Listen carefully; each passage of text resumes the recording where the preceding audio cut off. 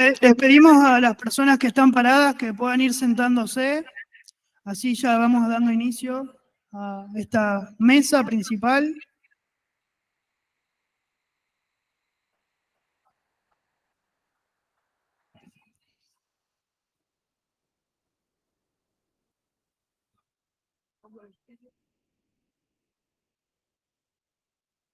Bueno, buenas tardes a todos y a todas.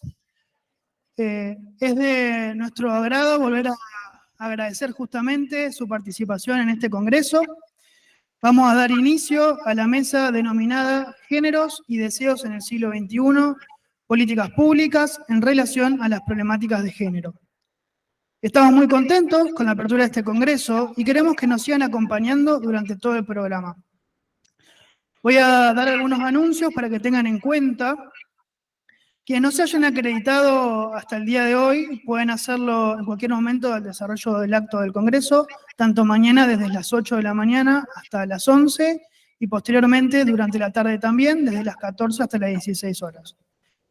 Las mesas simultáneas son abiertas al público del Congreso y no requieren inscripción previa, pero les sugerimos que a la hora del ingreso a las mesas simultáneas tengan su credencial para asegurarnos el tema de los lugares.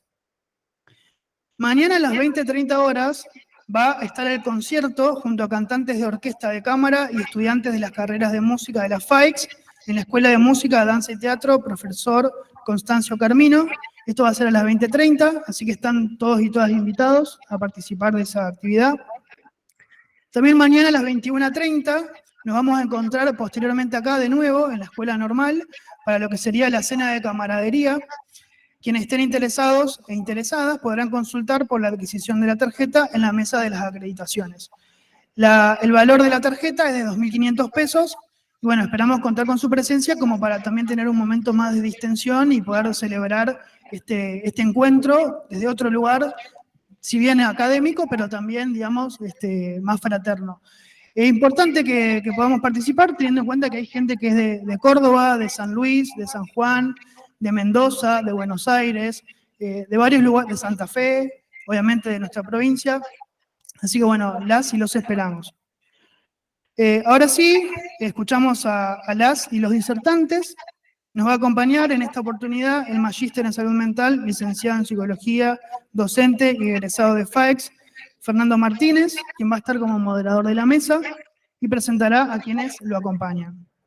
A su vez, va a estar Irene Meller, doctora en psicología por la Universidad de Ciencias Empresariales y Sociales, Soledad Escobué, magíster en salud mental, licenciada en comunicación y parte del espacio de género y diversidad del Hospital Escuela de Salud Mental. Y también nos va a acompañar Lucina Palieiro, licenciada en psicología, técnica en acompañamiento terapéutico.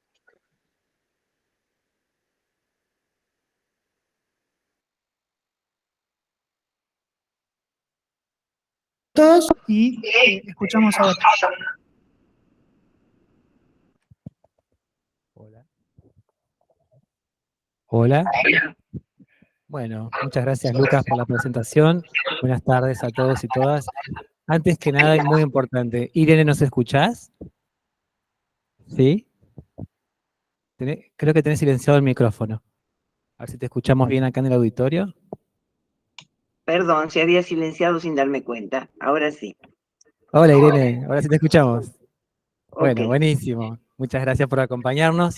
Bueno, como dijo Lucas, mi nombre es Fernando Martínez, soy egresado de la casa, docente también de esta casa de estudios hermosa.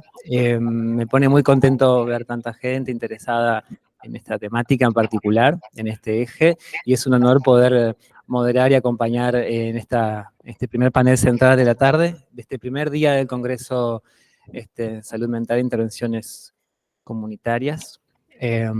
Bueno, antes que nada agradecer a las autoridades de nuestra casa de estudios, de la facultad, particularmente a los colegas de extensión que con tanto ahínco, insistencia y constancia han traccionado muchísimo.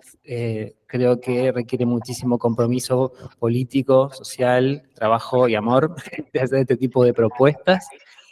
También Autonomía y Participación, una de las agrupaciones de nuestra facultad, que han trabajado nuestros estudiantes, colegas y graduados activamente en todo lo que es la organización para que todo salga lo mejor posible.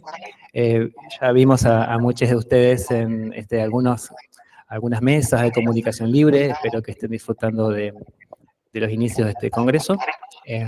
Así que bueno, sin más dilación, mi tarea aquí va a ser de moderador, también de interlocutar con ustedes, porque la idea muy interesante que tenemos para este panel es, primero, la presentación de Irene, que tiene que ver con aportes muy interesantes y centrales a la articulación entre psicoanálisis y género en nuestro país. Ya ella nos va a contar bastante de su trayectoria, en articulación con un espacio de prácticas comunitarias de género y diversidad, como es el que llevan adelante las colegas desde hace algunos años acá en el Hospital Escuela en Salud Mental. Así que el espíritu de este congreso está muy firme en la articulación, ¿no? Impostergable por un lado e indisociable de la teoría y la práctica. Así que bueno, este primer espacio vamos a darle tiempo a Irene para que ella pueda realizar su disertación. Aproximadamente 30-35 minutos va a estar Irene. Luego yo las presento a las chicas, ellas van a exponer también sobre sus trabajos. Bueno, y ya finalizando, iremos a un espacio de intercambio, consultas, comentarios, que esperemos esté bien enriquecedor e interesante. Les cuento un poco de Irene Meller.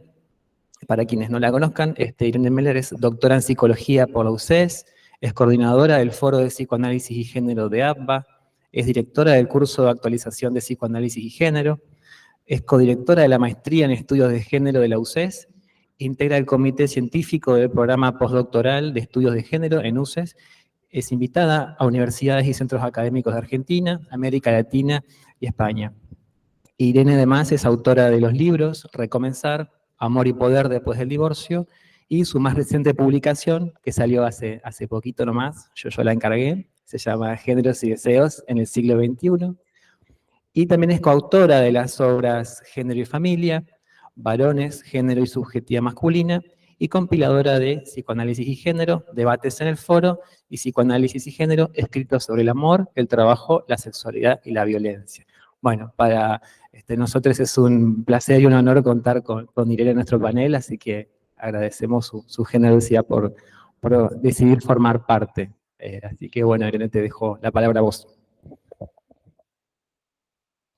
Creo que está el micrófono apagado o silenciado. Se apaga solo, digamos, tiene vida propia el micrófono, no es que yo lo apague, pero bueno, esperemos que se mantenga así, si no me voy a estar atento. Te aviso. Bueno, un gusto compartir con ustedes. De algún modo me gustaría empezar planteándoles que el campo de los estudios de género es un campo interdisciplinario. Yo trabajo específicamente en la puesta en relación entre los estudios psicoanalíticos, que son estudios sobre la subjetividad, y los estudios sociales. Básicamente esa es la articulación que me interesa.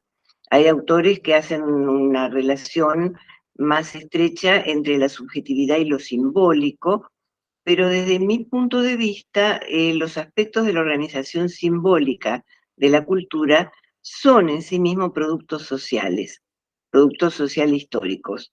Es decir, por lo tanto, desde mi perspectiva, la articulación, digamos, más pregnante, más interesante dentro de este campo, es la que se da entre cultura y subjetividad, entendiendo por cultura también los aspectos materiales, digamos. Los análisis sociales, en términos generales, se han hecho sobre la base de la categoría de clase social, es decir, de la condición social de los sujetos. Y los análisis sobre la subjetividad se han hecho muchas veces sobre la base de categorías ligadas a las estructuras subjetivas, digamos, las grandes estructuras tales como neurosis, perversión, psicosis, en fin. Y la cuestión es cómo logramos poner en diálogo estas categorías, porque en última instancia tenemos que tener en cuenta que las distintas disciplinas lo que hacen es abordar los mismos fenómenos en distintos niveles de análisis, ¿no? Entonces, en ese sentido, estos niveles de análisis tienen que tener una articulación fecunda entre sí. En términos de lo que son el sistema de géneros, es decir, así como el sistema de clases ha organizado las sociedades humanas a partir de que se inauguró la movilidad social, digamos, es decir, que se superó el periodo de la aristocracia estamentaria y estamos en sociedades donde hay movilidad del sujeto, el sistema de géneros o sistema sexogénero es un dispositivo de regulación social que regula las identidades y las sexualidades, tal como las conocemos.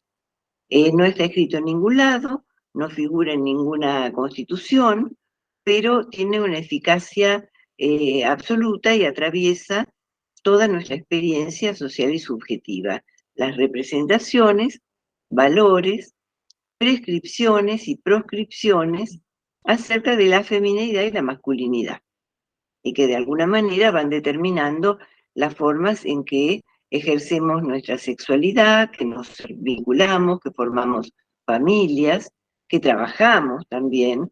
Es decir, hay una serie de principios organizadores que organizan tanto la estructura social como el psiquismo a partir de las regulaciones de género.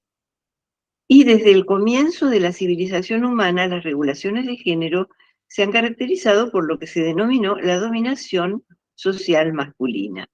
Es decir, como tantas especies, la nuestra ha sido una especie donde el colectivo masculino ha sido dominante y ha ejercido el poder, estando en este momento ese régimen que algunos gustan denominar patriarcado y otros preferimos titular como simplemente dominación social masculina, está en este momento en crisis. Es por eso que este campo de estudios adquiere visibilidad, porque de alguna manera esta crisis nos ha permitido desnaturalizar arreglos culturales y modos de vinculación intersubjetiva que estaban naturalizados, que formaban parte de lo que podríamos denominar el orden de las cosas, por decir así. En este momento estamos percibiendo el carácter contingente, el carácter histórico de este tipo de arreglos, porque están en crisis. Y esta crisis constituye un cambio antropológico sustancial, digamos, un intento que avanzado, por cierto, en las sociedades desarrolladas, de revertir una característica propia de las organizaciones sociales y humanas de una manera que no se conoce en ninguna otra especie. La impugnación de la jerarquía tradicional entre los géneros ha sido seguida por una tendencia hacia la exposición pública de la diversidad sexual e identitaria, que hoy resiste a ser organizada con firmeza en el binario masculino-femenino. Es decir, que era un orden binario al que todos estábamos acostumbrados y que pautaba, digamos, nuestro erotismo, nuestras relaciones familiares, nuestra manera de trabajar. Más todavía, las identidades hoy día fluctúan y se diluyen y se observa una modalidad alternativa de construcción del yo, que en las generaciones jóvenes tiene menor consistencia. Es decir, los yoes, por decir así, los sí mismos de mi generación son más consistentes que los de ustedes, en tanto el yo, esa ilusión, si ustedes quieren, esa imagen en torno de la cual nos estructurábamos, tenía la pretensión de una cierta estabilidad a lo largo del ciclo vital, cosa que no pasa en las generaciones más jóvenes, que están verdaderamente fluctuando de una forma tan poco antes registrada, ¿no? Tenemos que tener en cuenta que al interior de cada sistema sexogénero, las representaciones, los valores, las prescripciones sobre la masculinidad y la feminidad funcionan en tándem, es decir, de forma sinérgica, por lo cual los estudios sobre la feminidad, que son los que han inaugurado este campo, dan lugar en este momento a estudios sobre la masculinidad, porque no es posible estudiar una condición sin la otra, ¿sí? Albergado entonces los estudios sobre masculinidad y después se ha hecho visible la diversidad sexual identificatoria, que es una característica propia de nuestro tiempo, digamos, la enorme visibilidad. También con el concepto de interseccionalidad se estudian los modos específicos en que las relaciones de género se estructuran al ser atravesadas por relaciones étnicas, de clase, de edad y de orientación del deseo erótico. Es decir, que las relaciones de género nunca se perciben de forma aislada de otras categorías, sino que hay una forma de ser femenina cuando se es rica que cuando se es pobre, cuando se es joven que cuando se es vieja, cuando se es heterosexual y cuando se es homosexual. Y lo mismo ocurre con la asunción subjetiva de la masculinidad. Es decir, que existe una íntima intrincación entre la etnia, la clase, el género, la edad y la orientación sexual. ¿Sí? Las relaciones de género son relaciones atravesadas por el deseo y por el poder, ¿no? En tanto, las subjetividades se construyen en ámbitos familiares que están insertos en relaciones sociales. Y me gustaría entonces hacerles un comentario sobre, por ejemplo, las relaciones de pareja, que son, bueno, una de las formas de organización de la vincularidad más íntima y de las relaciones sociales que nos involucran a todos de alguna manera, ¿no? Estamos en este momento en lo que podríamos denominar el reinado de la afinidad. ¿Por qué? Porque en tiempos premodernos las relaciones de pareja se concertaban sobre consideraciones patrimoniales. Digamos, el planteo que ha realizado el creador de la antropología estructural, Claude Lévi-Strauss, acerca de que una familia se forma a partir de que dos familias deciden aliarse entre sí, era algo muy palpable y muy visible en tiempos premodernos, porque eran los padres los que concertaban las alianzas entre los jóvenes en función de estrategias de optimización, de acrecentamiento del patrimonio. Recién cuando surge el capitalismo y se inaugura la modernidad, surgen las relaciones amorosas, sexoafectivas, realizadas sobre la base de la afinidad personal. Es decir, que fueron una novedad en ese momento, pero resulta importante percibir que aún en el reinado de la afinidad, las uniones amorosas entre mujeres y varones, y también las uniones amorosas entre varones o entre mujeres, se basan en consideraciones que no son solamente ligadas a la afinidad erótica, amorosa, subjetiva, sino que también intervienen consideraciones vinculadas con lo que podríamos llamar, si me permiten la metáfora, la cotización que cada uno de nosotros tiene en el mercado. Es decir, los aspectos tales como la belleza personal, el atractivo físico, la educación, los recursos de clase que tienen las personas, influyen en su carácter de ser elegibles o no como parejas, digamos, de modo que existe un aspecto contractual aún en las relaciones más específicamente afines, ¿no? En cuanto a la paternidad y la maternidad, las consideraciones referidas a la crianza y a la educación de los hijos también varían de acuerdo a cuál es el criterio que organiza esas relaciones parentofiliales. Por ejemplo, en tiempos premodernos, los hijos representaban la estrategia del linaje, eran parte de una continuidad generacional que buscaba perpetuarse y mejorar su posición social. Michel Foucault, por ejemplo, ha planteado que con el surgimiento de la modernidad aparece lo que él tituló como el biopoder, y que entonces la excelencia de la ascendencia genética, lo que la aristocracia nobiliaria denominaba como la excelencia de la sangre, lo que se denominaba la sangre, que era en realidad los genes, ¿no? Deja lugar a la aspiración de la naciente burguesía por criar descendientes saludables y exitosos. Es decir, que sean sanos física y psíquicamente y que logren ascender en una sociedad donde ahora se hace posible el ascenso.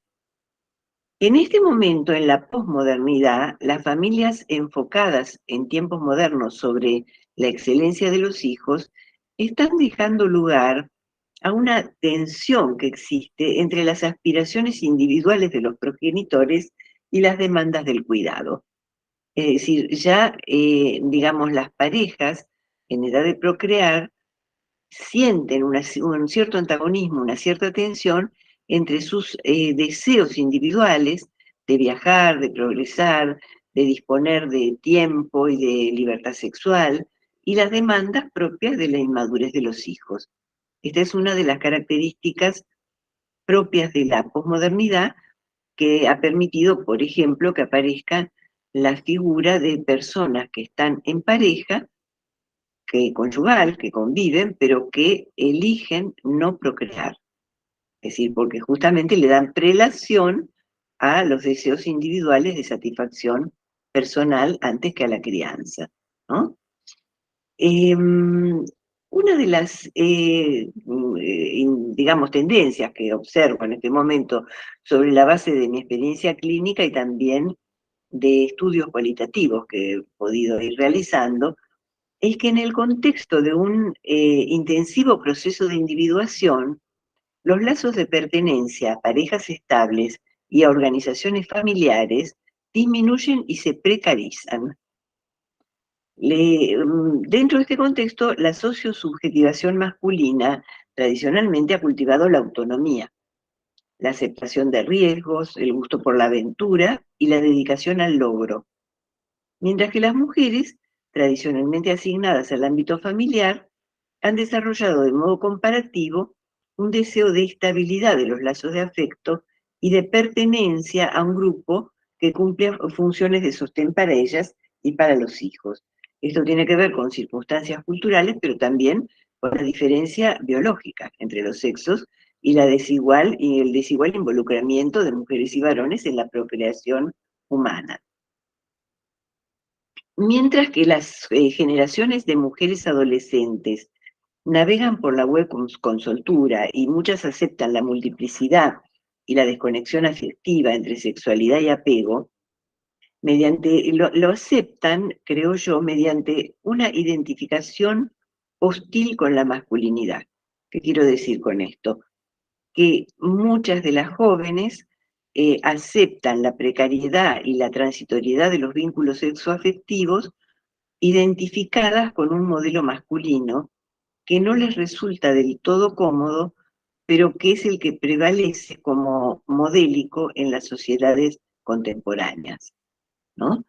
Pero, en cambio, esta estrategia, digamos, que puede ser, como les diría, funcional, útil durante la adolescencia, entra en crisis en la edad mediana, entre los 35 y los 45 años, cuando la aspiración de las mujeres jóvenes para procrear y formar alguna clase de organización familiar entra en conflicto con respecto de la precariedad y de la instantaneidad de los contactos sexoafectivos posmodernos, ¿no?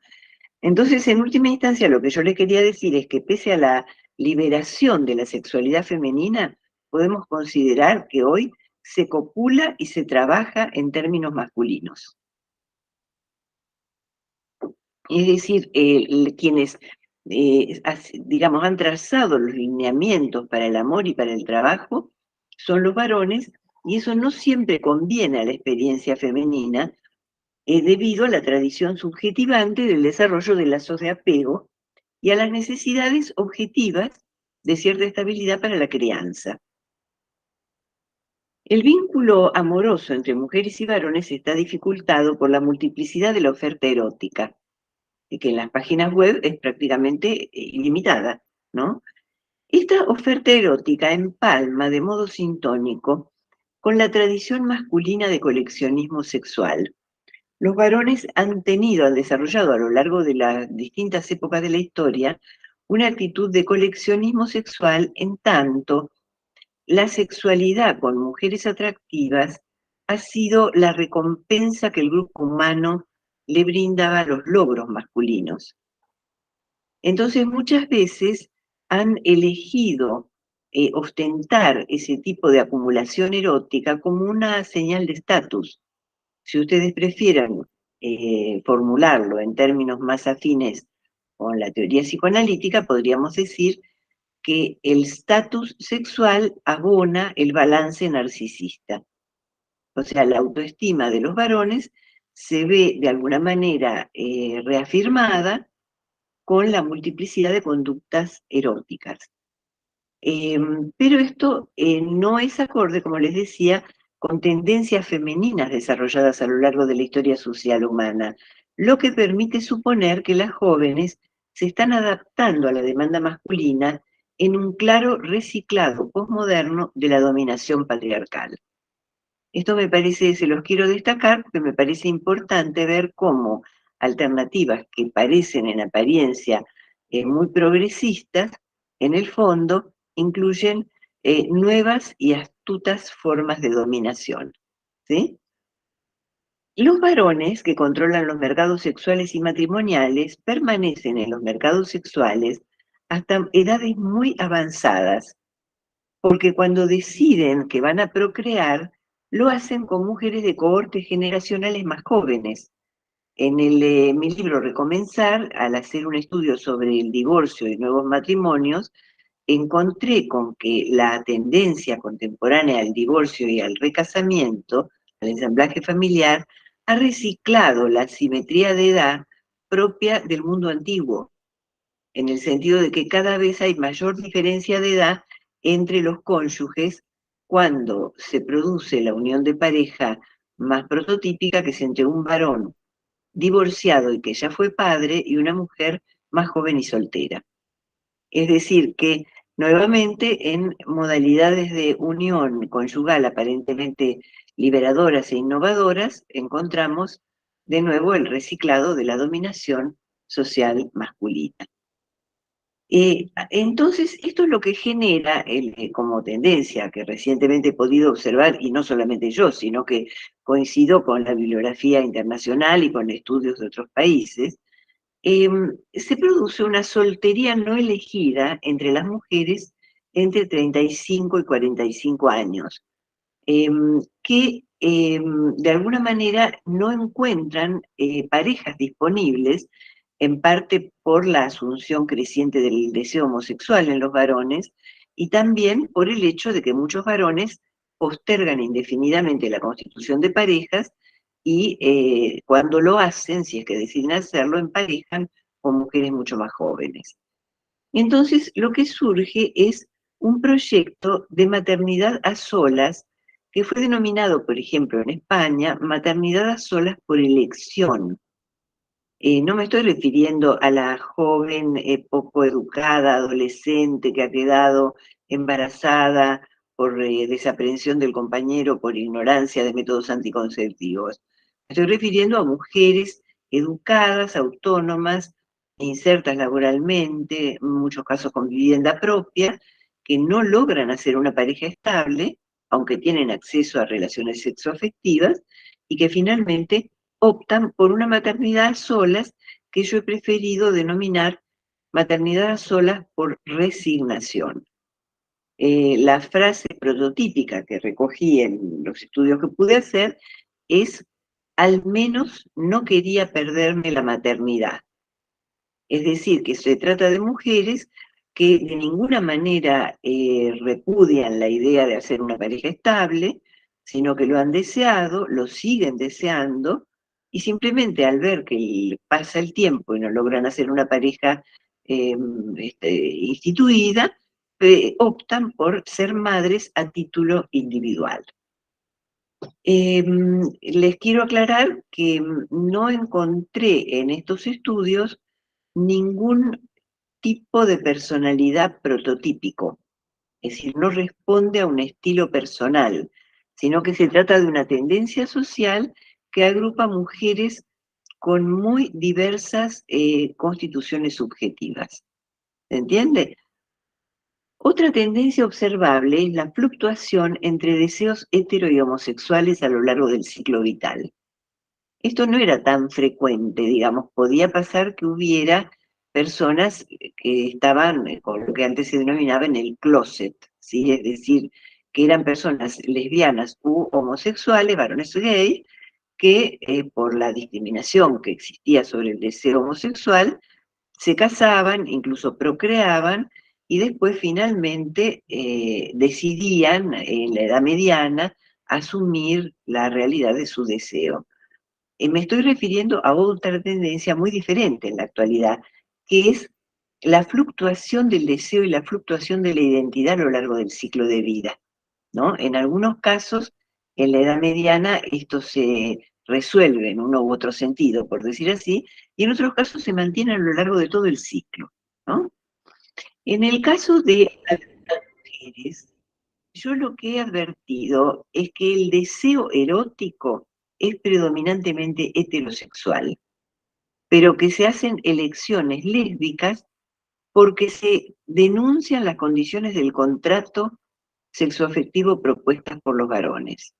Es decir, mujeres que no es que realmente deseen más a otras mujeres, sino que no les parece admisible la oferta masculina que coincide en el doble código de moral sexual, pactar una monogamia exclusiva, pero transgredir ese pacto, y a la vez, hacer objeto a la pareja que fue engañada de un control celoso.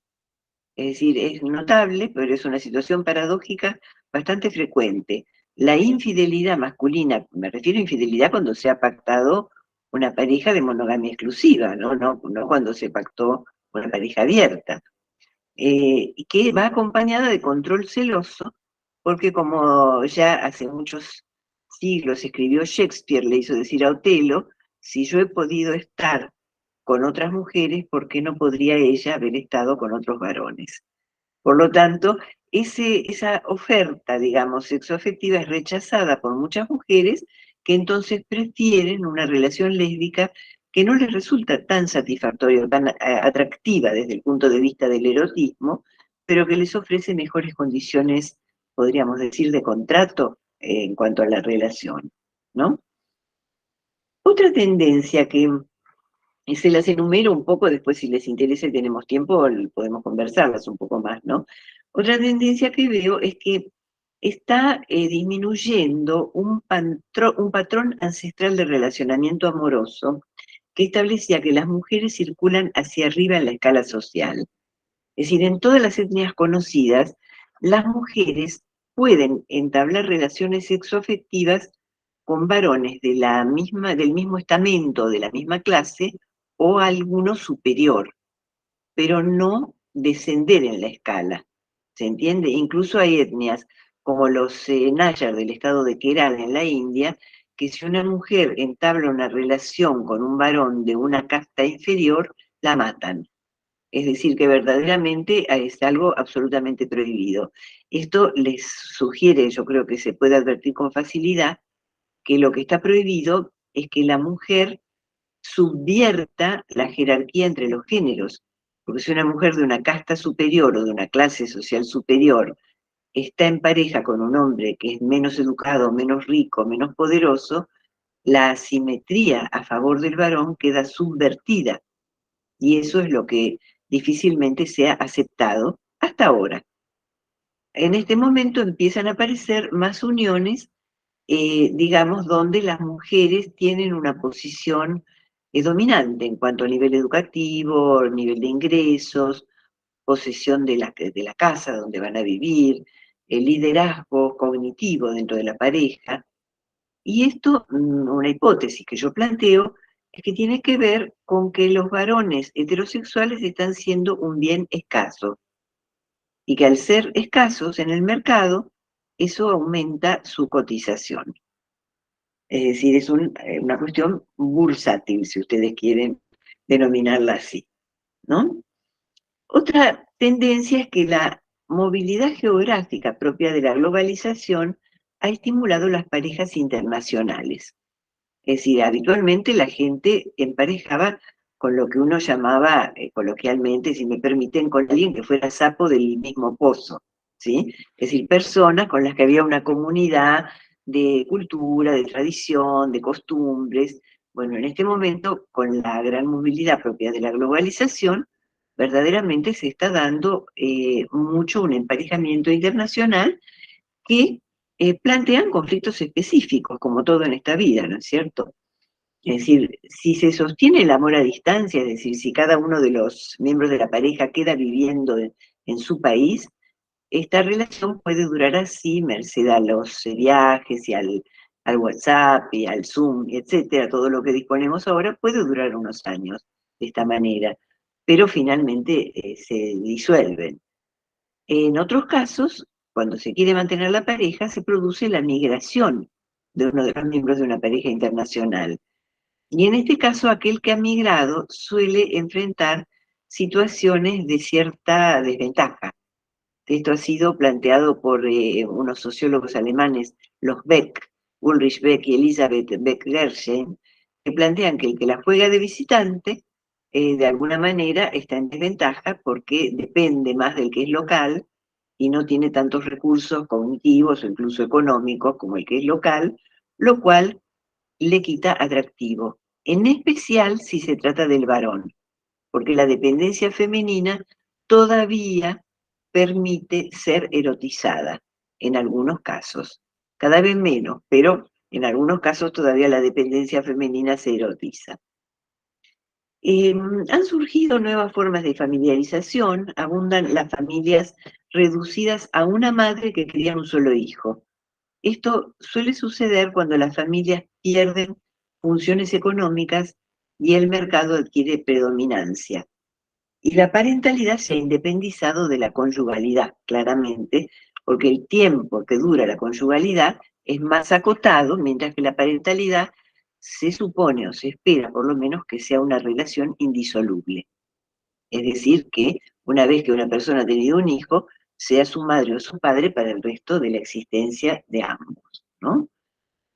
Los lazos familiares, en términos generales, se han fragilizado, lo que deteriora la eficacia de las redes de apoyo para niños y jóvenes, y el parentesco no se apoya totalmente en la consanguinidad o en la alianza, sino que cada vez más se asemeja a la amistad. Es decir, más vale uno elige aquellos a los que va a considerar como parientes, que en general son aquellos que podrían ser también amigos, ¿se entiende? Es decir, las personas con las que uno tiene afinidad.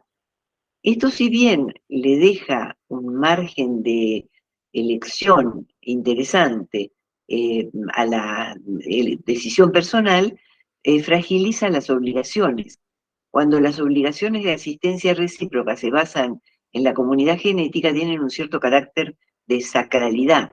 Cuando se basan en la libre elección, pueden cumplirse o no, ¿no es cierto? Todo esto también tiene que ver con la organización del mercado laboral, que está íntimamente unida a las tendencias familiares. El trabajo ha sido un gran organizador de las identidades modernas, pero en el caso de los varones, hoy la oferta se ha feminizado. Se denomina feminización de la oferta laboral a que hoy todo el mundo trabaja de forma precaria, con contratos acotados, sin una inserción firme, muchas veces sin una cobertura social asegurada.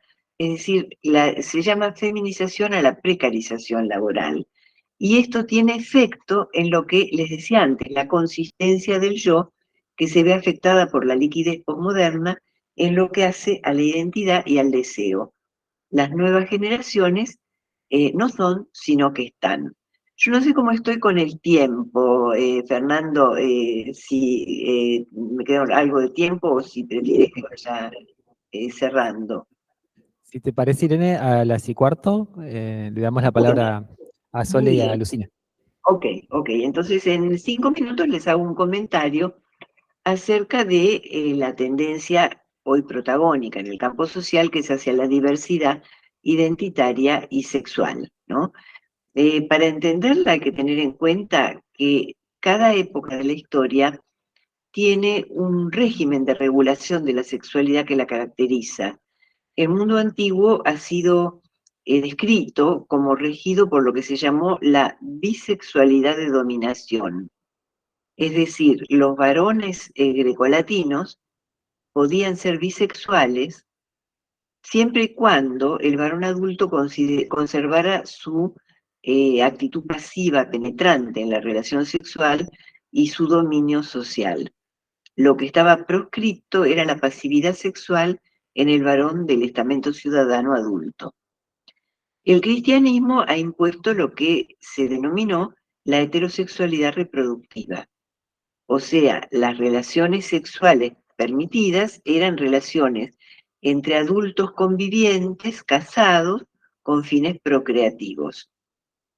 Freud ya dijo en su momento que era algo muy difícil de ser cumplido por parte de los hombres y que las únicas que cumplían con esta prescripción de heterosexualidad reproductiva eran las mujeres. El tardocapitalismo se caracteriza por un régimen regulatorio que yo he denominado como polisexualidad mercantil, donde el recurso de la gobernanza ya no es la represión, la punición, la crítica, sino la incitación al goce. Hoy día se obtiene gobernanza mediante la seducción, mediante la incitación al goce.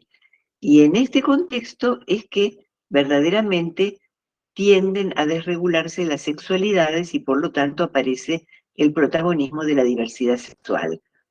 Todo está admitido en la posmodernidad siempre y cuando brinde alguna clase de rédito económico. Si no es directo, por lo menos a través de los seguidores en la web, digamos. Es decir, alguna clase de rédito en alguna moneda material o inmaterial tienen que reportar las sexualidades súper permitidas. También existe un factor ecológico que tiene que ver con la degradación del medio ambiente y la superpoblación del planeta. No es de extrañar que en una época en que el planeta está superpoblado, las sexualidades no reproductivas dejen de estar criticadas, digamos, y discriminadas. Al contrario, convienen, digamos, que haya más personas que practican sexualidades no reproductivas. Por supuesto, no hay una relación lineal entre la orientación sexual y la no reproducción, porque muchas personas gay y lésbicas han elegido procrear, merced a las nuevas tecnologías reproductivas. Pero es de suponer que una vez que se garantice este acceso a la procreación biológica, se van a incorporar a la tendencia contemporánea a una procreación, como les diría, más selectiva, más reflexiva, no automática, ¿no? Que es la tendencia que se ve hacia el futuro. Bueno, yo pararía acá, vamos a escuchar a las colegas y en todo caso, si nos queda tiempo, después cambiamos algunas ideas. Muchas gracias.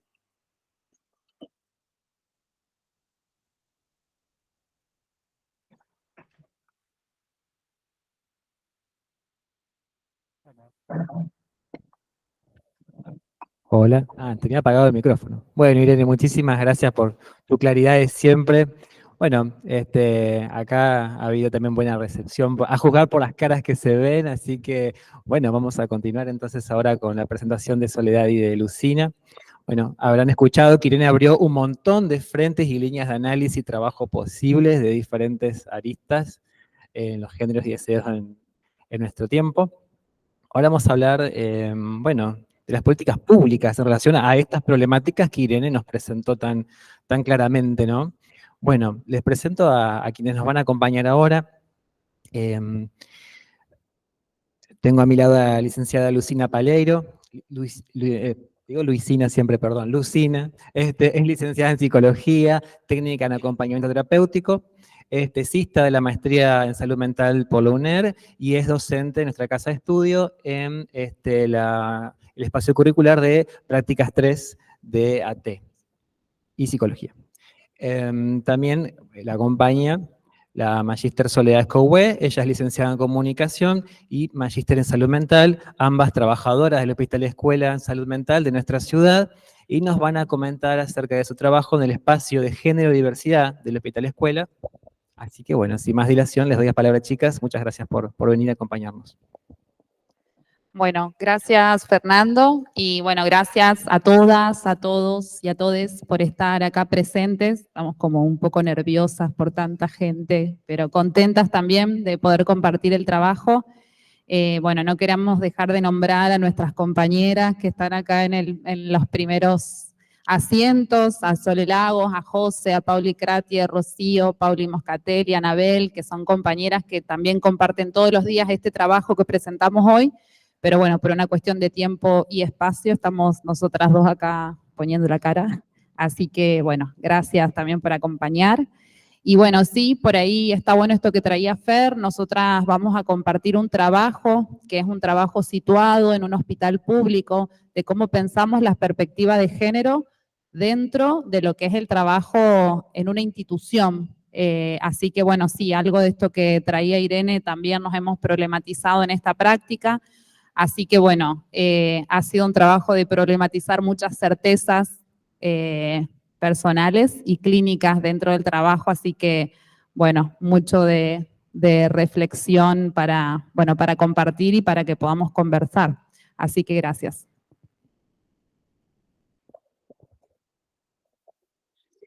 Incomodar. Fuerza corrosiva del malestar. Insumo filoso de nuestras estéticas del desagrado. Su belicosidad sutil la convierte en una efectiva tecnología de la interrupción. Incomodar, como una manera de expresar nuestros disgustos e inconformidad, como una forma de interpelar o incluso de boicotear una situación. Incomodar, como lo venimos haciendo en cada fiesta familiar, en nuestros trabajos, en las calles y en las plazas. Incomodar con nuestras palabras, con nuestros cuerpos, con nuestros gestos, con nuestra ternura, con nuestros gritos y con nuestros silencios. Incomodarse frente a los espectáculos tristes de nuestra humanidad. Y también allí donde sabemos que algo tenemos que pensar, que transformar e incluso que desterrar de nosotros mismos. Vircano, borrador para un abecedario del desacato. Comenzamos este escrito recuperando lo incómodo que ha sido pensarnos escribiendo esta presentación. Intentar circunscribir algo de lo mucho y diverso que aparece en lo cotidiano del espacio nos invita a generar una pausa que dé lugar a este encuentro. Para iniciar, el equipo del Espacio de Género y Diversidad del Hospital Escuela de Salud Mental de Paraná está constituido por trabajadoras de diferentes sectores de este hospital. El dispositivo de atención psicosocial, la sala de internación, hospital de día, área de comunicación, área laboral, consultorios externos y la residencia interdisciplinaria en salud mental. La diversa pertenencia a campos disciplinares y de acción ha sido una fortaleza que enriquece las miradas de este equipo y sus potenciales saberes. Este grupo de mujeres trae en común el interés por trabajar la perspectiva de género en un hospital público, no sin una fuerte militancia e implicancia para pensar la práctica. Ahí abajo pusimos algunos carteles, no sé si desde atrás se llegan a ver, pero son como algunos de, bueno, algo que rescata un poco el trabajo que venimos haciendo. Hay un libro también ahí que puede circular o después se pueden acercar para verlo y algunos otros materiales que después los intentamos hacer circular para que vayan pudiendo ponerle un poco de material a esto de lo que vamos a hablar. Este espacio surge en marzo del 2019. Inicialmente nos fuimos autoconvocando como un grupo de mujeres trabajadoras de diferentes sectores del hospital. Nos comenzamos a reunir para organizar una jornada del encuentro en ocasión al 8 de marzo, Día Internacional de la Mujer Trabajadora. Desde agosto del 2020, el espacio toma un carácter institucional a través de la presentación y aprobación del proyecto institucional. Con esto queremos decir que en un hospital público no hay una demanda concreta de que exista un espacio de género y diversidad. Esto es una construcción que hacemos las mujeres que transitamos las instituciones y que empezamos a advertir que es necesario que algo de la perspectiva de género pueda incluirse dentro de nuestras prácticas de trabajo. En el proyecto de creación ya situábamos la paradoja de crear un espacio que a su vez pretende no cerrarse, sino estar en trama con los diferentes agentes institucionales, áreas, grupalidades, servicios del hospital. Un espacio que no reduzca las cuestiones de género a lo individual, que muchas veces suele ser agotador y frustrante, sino que pueda pensar su implementación desde una perspectiva transversal, institucional, organizacional y política. A la misma la pensamos como parte de la integralidad de una institución de salud mental, sus vínculos, sus posicionamientos, sus intervenciones. La finalidad de nuestro espacio consiste en aportar a la construcción de un ambiente amable, libre de violencias sexistas y discriminación de cualquier tipo por razones basadas en el género y o identidad u orientación sexual en la comunidad del Hospital Escuela, propiciando la protección integral de los derechos humanos, promoviendo un abordaje integral, interdisciplinario e intersectorial de la problemática de las violencias sexistas, abordando aspectos relacionados con la sensibilización y la reparación cuando existan derechos vulnerados. También fortalecer el trabajo de sensibilización, capacitación, investigación e información para la promoción de cambios culturales y protección de derechos al interior de toda la comunidad. También creo que hay una segunda placa donde hay, los niveles de intervención, los pasamos para no hacerlo tan larga, y llegamos a las herramientas para la implementación de esta perspectiva. Un poco esto es la introducción de cómo pensamos el espacio, de cuáles fueron algunos de los primeros objetivos que nos propusimos para pensar un espacio con estas características en un hospital. Y después tuvimos que ordenarlos, porque así como traía Irene, pensar en la perspectiva de género tiene una gran complejidad y es difícil pensar por dónde arrancamos cuando está todo tan variante. Entonces ahí propusimos pensar algunos niveles de intervención, singulares, institucionales e interinstitucionales. Para eso diagramamos algunas herramientas para la implementación de la perspectiva de género en el hospital. Esto nos sitúa en relación a la pregunta de cómo se construyen escenarios cotidianos que producen o no bienestar, que producen o no salud, espacios seguros entre quienes hacemos y habitamos el hospital. Respecto a las intervenciones de nivel singular, se confeccionó la herramienta del protocolo de intervención ante situaciones de violencia por motivos de género y o diversidad en el ámbito del Hospital Escuela de Salud Mental y sus dependencias. Se trata de una herramienta para consultas o denuncias que llegan al espacio y necesitan un trato confidencial y con celeridad. En este punto es importante situar que desde el año 2020 se viene trabajando en la elaboración de este protocolo y que, bueno, tiene aprobación del Comité de Docencia e Investigación y que fue presentado ante todos las y los trabajadores del hospital. A partir de esta herramienta, de esta línea de intervención, desde su creación hasta su actualidad, también se han llevado a cabo diferentes espacios de socialización. Esto es llevar la herramienta del protocolo a los diferentes sectores del hospital. Acá nosotras pensamos que el protocolo funciona como una especie de caballo de Troya, porque es lo que nos permite entrar al hospital a hablar de esto, a poder llegar a los diferentes actores institucionales para poder poner en agenda la necesidad de pensar la perspectiva de género dentro de nuestras prácticas. También en junio del 2022, junto a otras instituciones, incluso junto a las compañeras que participan del espacio de género de acá de UADER, somos parte de un foro de protocolos de actuación ante situaciones de violencia por motivo de género, que va a tener su próxima presentación pública el 26 de octubre en la sala Antequera a las 11 horas, que es una instancia que también surge de manera artesanal entre todas las instituciones que tenemos protocolos de intervención y que necesitamos juntarnos para empezar a pensar juntos qué hacer ante estas situaciones que aparecen, porque no hay certezas, porque no está claro qué hacer y porque la institucionalidad, las instituciones todavía no estamos preparadas para poder, tramitar estas situaciones de una manera más cómoda. Entonces, de alguna manera, estas instituciones que formamos parte del foro de protocolos, nos estamos juntando para poder pensar de manera creativa qué hacer ante estas situaciones de complejidad. Con respecto a las intervenciones del orden institucional e interinstitucional, podemos nombrar acciones en el marco de la agenda feminista, coordinación de instancia de capacitación en el marco de Ley Micaela. Nuestra provincia adhiere a Ley Micaela y hoy está trabajando en que todos y todas y todos los funcionarios del Estado tenemos la obligación de estar capacitados y formados en la perspectiva de género. Entonces, desde el espacio estuvimos coordinando estas instancias dentro de lo que es el hospital. Estos fueron 9 jornadas de capacitación para todas las trabajadoras y los trabajadores, ya sean profesionales o no profesionales.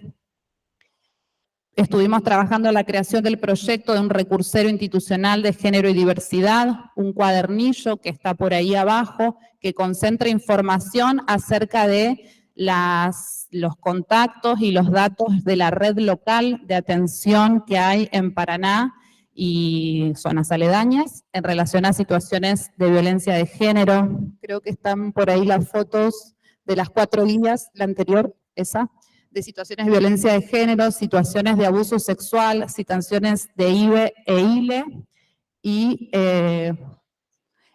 guía de atención para personas trans también, que también se confeccionaron artesanalmente porque lo cierto es que no hay recurseros formales, cada institución va armando esto y esto fue distribuido en los consultorios externos, en la sala de internación, porque la idea de pensar la transversalidad de esto es que no haya un equipo que contenga esta información a la que vamos a consultar, sino que todos quienes estamos trabajando dentro del campo de la salud mental podamos tener estas herramientas a mano.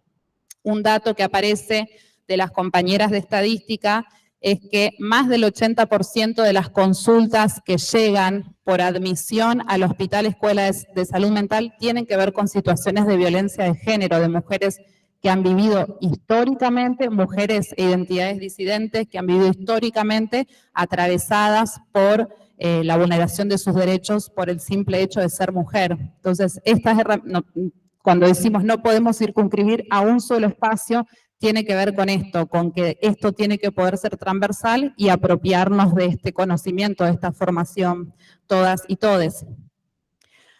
Bueno, después también estuvimos trabajando junto con el Centro de Estudios Legales y Sociales, el CELS, en conjunto en diciembre del año pasado. Ellos también vienen haciendo un trabajo de sensibilización y formación en perspectiva de género en el Hospital Dr.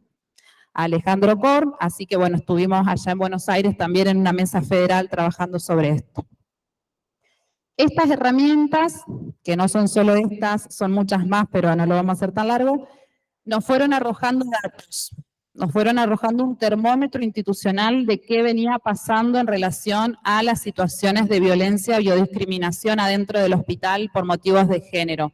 Equipos que vienen a consultar por usuarios o usuarias que atienden, trabajadoras o trabajadoras que se acercan por situaciones personales, de todas las pertenencias y los matices, fuimos elaborando a partir de todas estas herramientas y desde estos datos un diagnóstico situacional que nos fueron arrojando algunos nudos problemáticos que son los que nosotras consideramos que son los principales para tener en cuenta a la hora de pensar políticas públicas que empiecen a transformar estas realidades.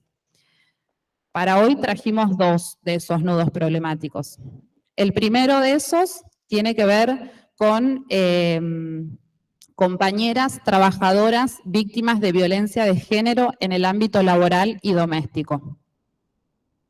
Recuperado de las narrativas, de las herramientas de implementación de la perspectiva de género en el hospital, aparece, insiste y urge dar respuesta a la situación de mujeres trabajadoras víctimas de violencia de género.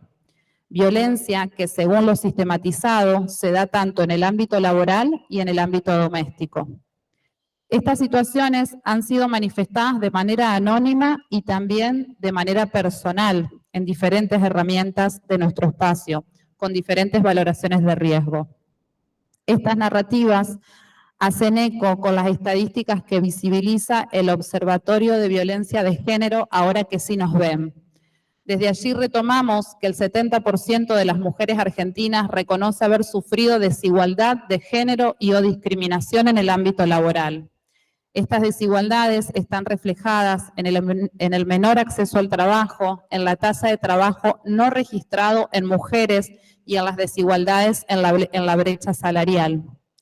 Destacan que en América Latina y el Caribe solo el 34% de mujeres están en puestos de decisión y problematizan la brecha del uso del tiempo, ya que las mujeres sumamos un promedio de 3 horas de tareas de cuidado. Además, en el mismo observatorio, para la fecha del 3 de junio, indican que en Argentina hay un femicidio cada 21 horas.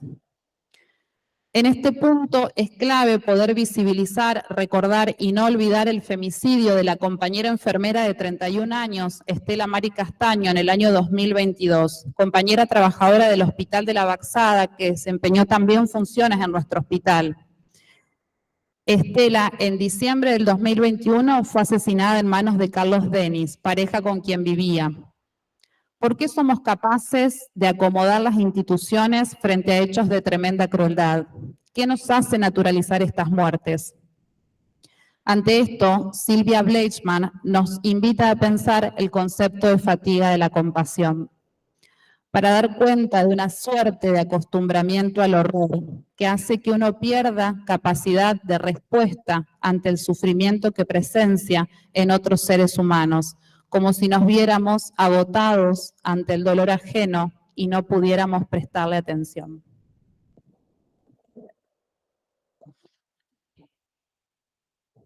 Por otro lado, insiste la pregunta respecto de las identidades en el trabajo.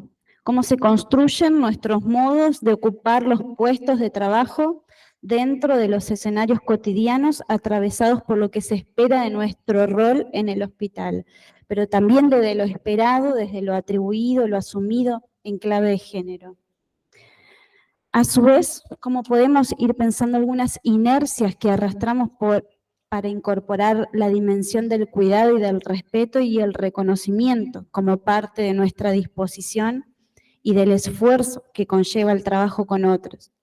¿Cómo hacer cuerpo a la idea de sororidad, de solidaridad en el trabajo cotidiano, en las distintas funciones que desplegamos en una institución? La situación que mencionó Sole de Estela, la compañera de trabajo, no es un hecho aislado. Es necesario volver sobre el iceberg de la violencia y saber que estas situaciones extremas son sedimentadas, tienen una base, y esas bases son las prácticas cotidianas que generan la comodidad en los ámbitos institucionales. Otro de los puntos de los cuales queremos hablar son los procesos de salud, enfermedad, atención, cuidado desde la perspectiva de género. Pero antes de mencionar eso, voy a volver a unas ideas o categorías centrales para nosotras que decidimos tomar para explayar un poquito más acerca de cómo leemos la perspectiva de género en el hospital, que cabe aclarar que es un hospital monovalente. Dos conceptos que nos sirven para pensar las trayectorias laborales de las mujeres son los de techo de cristal y laberinto de cristal. Quizás lo han escuchado alguna vez. Con techo de cristal hacemos referencia a una barrera invisible, por eso, de cristal, difícil de traspasar, que afecta la carrera laboral de las mujeres. La noción de laberintos de cristal en la carrera laboral se analizan en esta noción, se analizan los itinerarios de las mujeres que tienen esta triple carga de trabajo: el trabajo productivo, el trabajo reproductivo, especialmente asociado a la maternidad, y el trabajo de los cuidados. En muchas ocasiones, más que vivenciar las carreras laborales como una pirámide a la que hay que ir ascendiendo, y aquí estaría la noción de un techo, las investigadoras que ahora vamos a nombrar han encontrado en los relatos de un amplio colectivo de trabajadoras la percepción de sus vidas laborales al estilo de un laberinto, como un espacio con varios puntos de entrada y salida, donde algunas trabajadoras perciben las paredes como transparentes.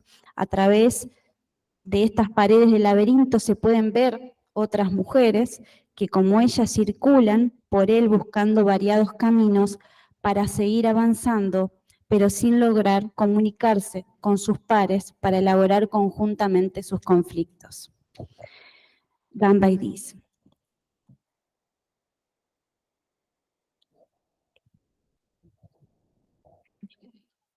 es uno de los puntos, me decía Sole, con los cuales nosotros ubicamos como indicadores en cuanto lectura que podemos hacer, por ejemplo, a las personas que han podido hacer una denuncia por violencia a través del protocolo de actuación, por ejemplo, son indicadores que hemos leído en clave institucional que tienen que ver, por ejemplo, con la presencia de las licencias psiquiátricas, ¿no? Uno cuando indaga, muchas de las mujeres se piden estas licencias psiquiátricas cuando en realidad están sufriendo una situación de violencia de género.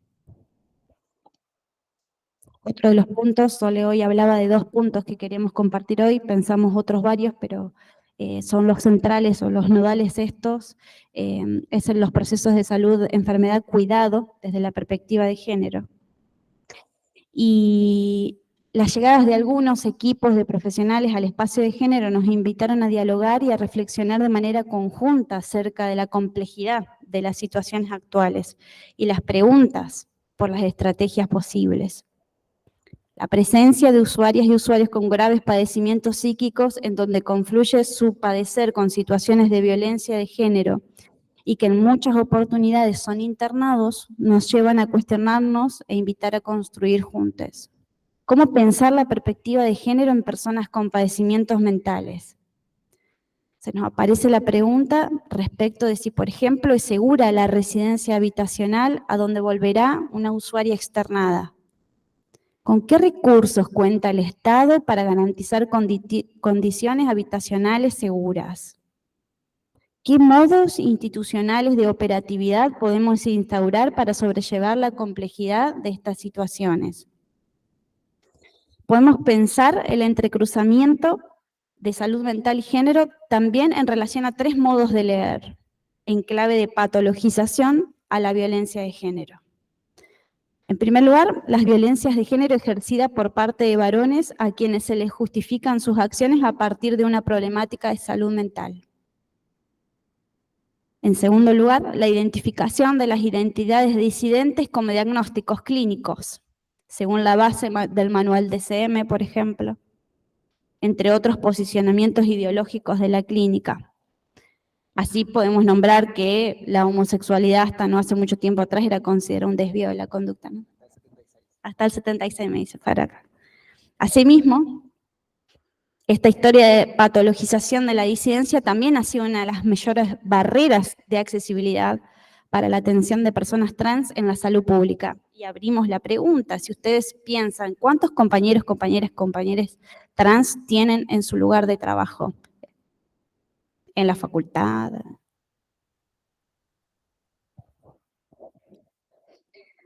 Por otro lado, el descreimiento de las vivencias de las usuarias mujeres ante situaciones de violencia de género por sufrimiento subjetivo. Esto es bastante habitual, nosotros lo leemos, a ver, cuando una persona, una mujer usuaria del dispositivo, de repente nos dice que fue a hacer una denuncia y no se la tomaron porque le dijeron que es discapacitada o porque le dijeron que se atiende en el hospital escuela, entonces tiene que venir con alguien que respalde su palabra.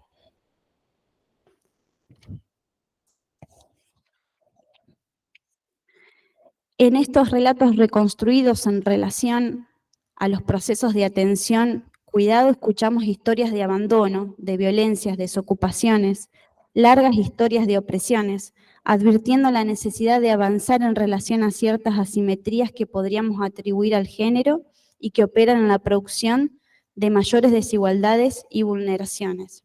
En el informe que realiza el Hospital Alejandro Korn, el Melchor Romero, valioso en el sentido de que prácticamente es uno de los únicos que tiene un registro oficial de nuestro campo, se ubican las desigualdades que tienden a inclinarse especialmente hacia el colectivo de mujeres.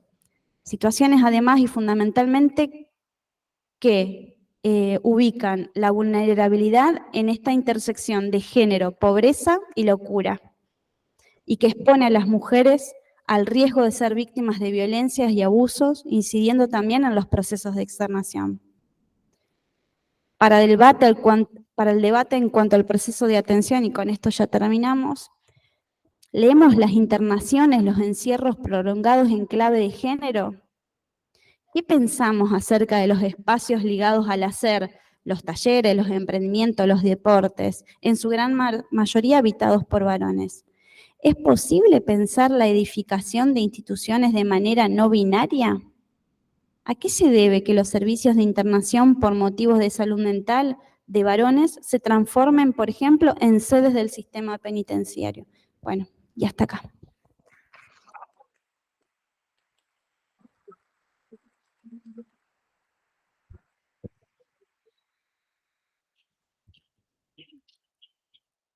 Bueno, muchísimas gracias, Lucina y Sole, por la presentación. Creo que al igual que Irene también abrieron muchos temas muy interesantes para seguir profundizando. Yo consulto, ¿tenemos micrófono inalámbrico para que circule? Tenemos micrófono para que circule. Muy bien. Bueno, gente, vamos a hacer unos minutos para abrir el debate. Esto también cuenta para vos, Irene, si querés activar el micrófono y comentarnos algunas reflexiones, o sentite absolutamente libre de hacerlo. Creo que hay muchos puntos muy interesantes y ricos en común. Si no, yo voy a decir algo porque noté un montón de cosas. Si quieren pedir la palabra, no hace falta más que levantar la mano y se les va a hacer llegar el micrófono.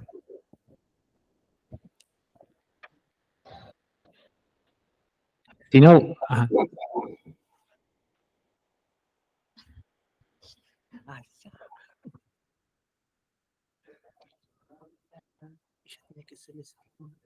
Hola, ¿cómo están?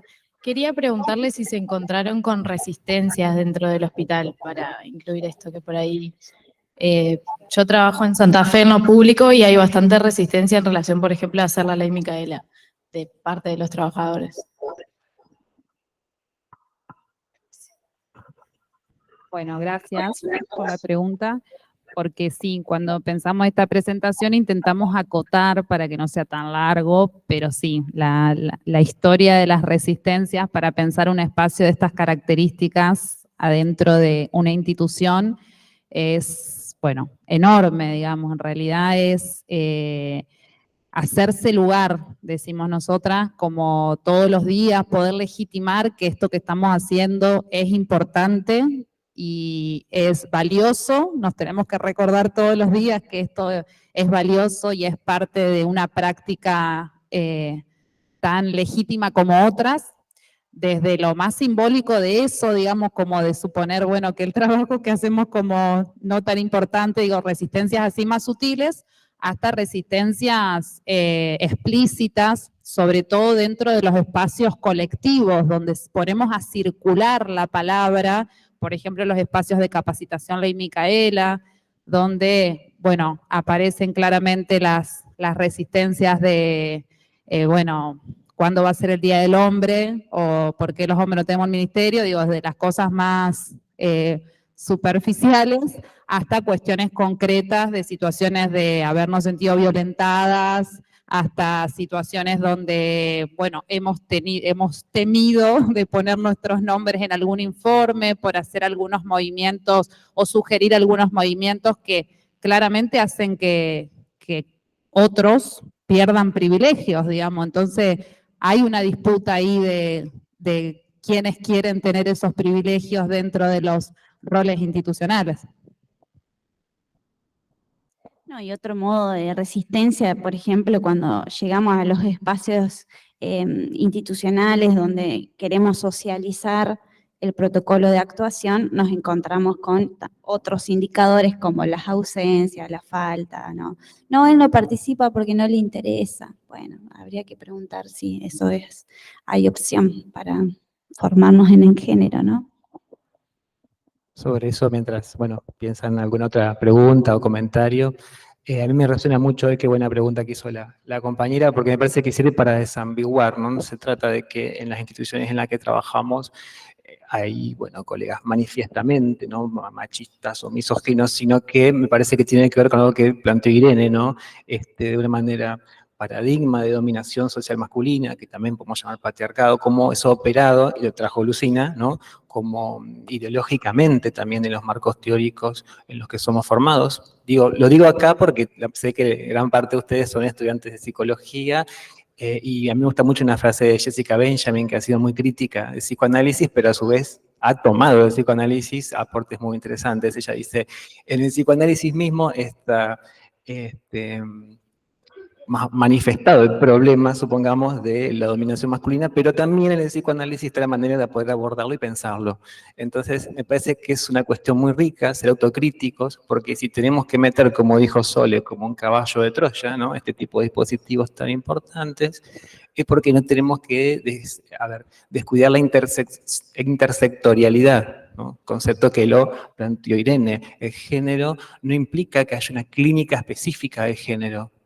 En esto hay que ser muy autocrítico, no hacemos clínica del género.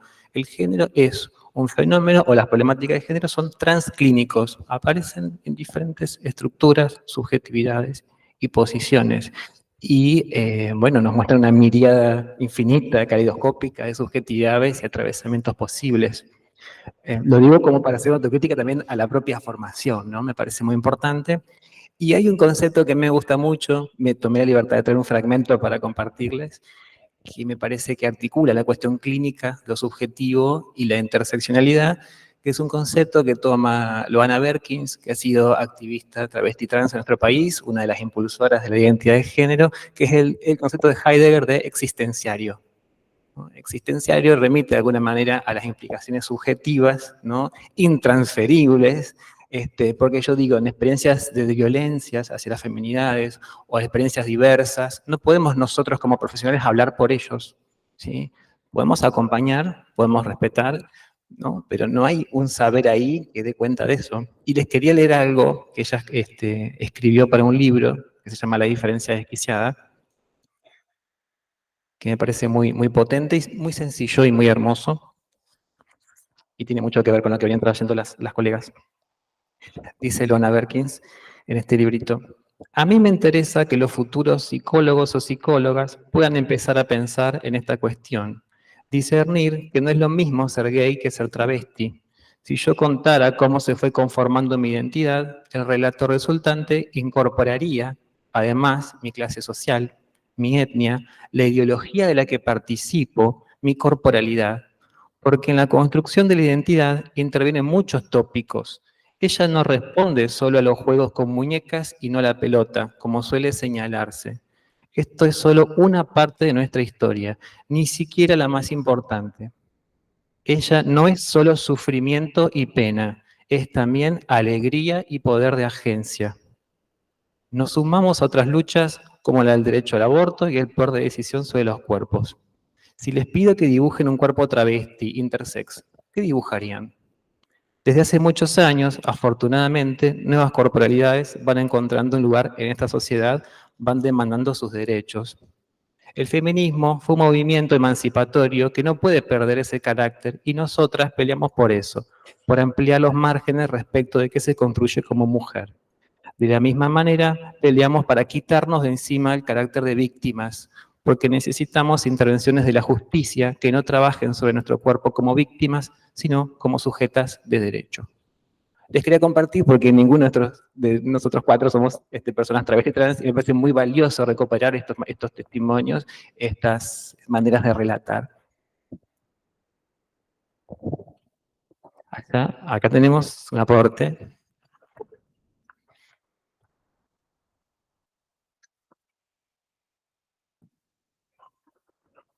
Bueno, muchas gracias a las compañeras que presentaron el espacio, a los aportes de Irene. Pensaba hace poquito que estuvo Rita Segato, quizás varios pudimos verla ya sea acá o en Santa Fe, y que también un poco trayendo lo que propone Irene en la primera parte de la conversación, creo que también es importante ir pensando también otros modos de vincularidad, ¿no? Esto que Haraway dice, los parentescos raros, esto que Rita Segato recupera de las historias de las mujeres, que si bien han quedado como desprestigiadas algunas experiencias concretas de vida comunal y de los acompañamientos en las maternidades en red, porque muchas mujeres que maternan justamente no lo hacen solas, sino acompañadas por otras. Y nosotras venimos como intentando también disputar algo de esto, ¿no? Cómo pensamos también estas experiencias que han quedado muchas veces del lado de, bueno, de diferentes formas más cerradas de pensar, bueno, el maternar, el trabajar, el estar en las instituciones, y de golpe, bueno, es la posibilidad también de poner en valor mucho de lo que ha sido, bueno, eso, silenciado o desprestigiado porque no estaba ligado a lecturas del éxito o de la mercantilización o de otras, bueno, miradas también más capacitistas o cuerdistas, que nosotras que venimos de un hospital monovalente con una historia de clara, digamos, una historia manicomial, también necesitamos poder poner sobre la mesa estos otros debates, como dicen las compañeras, cuando a las mujeres no se nos cree, cuando a ciertas mujeres atravesadas por ciertas categorías diagnósticas también se las excluye de posibilidad de participar, ¿no? De decisiones que tienen que ver con su vida familiar. Entonces, bueno, no queríamos dejar de mencionar también esa otra dimensión que es, bueno, la que nos atraviesa también en nuestra coyuntura institucional, pero que entendemos que sirve también para pensarnos más allá. Y traigo un documental también, ¿no? Porque mucho de lo que tiene que ver con esto de pensarnos más allá de los manicomios, también hay un documental que se llama El porvenir de la vida en común, que también se trabajó en esta institución y que justamente Marcelo Persia sobre el final dice que para pensar la transformación del manicomio, y diríamos el manicomio no solo como edificio, sino como un modo de vincularidad, es necesario pensar otras coordenadas para pensarnos en una vida comunitaria en común. Si no nos problematizamos algo de dónde venimos y qué hacemos con lo que somos, difícil va a ser transformar bueno, de forma más profunda nuestros modos vinculares, ¿no? Por eso, bueno, gracias por este espacio. Sí, es interesante, Pauli, lo que traes, porque también a veces parece tanto lo que hay que hacer como cuando nos disponemos a pensar, bueno, ahí traía la compañera de cómo pensar experiencias en las instituciones de este tipo, y pienso, digo, abajo está un libro ahí que se hizo de manera muy artesanal, que fue una de las primeras actividades que hicimos, que fue reunir a trabajadoras jubiladas y usuarias a escribir la historia de mujeres, digamos, escribir la historia de mujeres en el hospital, porque lo cierto es que también la historia, digo, todos los directores varones en el hospital hacíamos una historización que tiene 60 años, de los cuales solo hubieron en 60 años 2 directoras, una que estuvo 1 año y otra que estuvo 6, que fue la que estuvo más presente. Pero digo, donde estamos hablando en instituciones donde hay un 80% de presencias de femeneidades, digamos. Entonces también ahí es seguir viendo quiénes están escribiendo las historias, bueno, cómo estamos pensando el mundo, desde qué lugares. Entonces, bueno, ahí un poco pensar en la micropolítica, digo, un libro chiquito, artesanal, escrito a mano, que recuperaba algo de historias de mujeres en los sindicatos, de usuarias con internaciones y embarazos dentro de sus internaciones, y esas maternidades, un jardín en el hospital para pensar la inclusión de las infancias en los itinerarios laborales de compañeras. Bueno, digo, otras formas también de pensar lo micro dentro de las instituciones.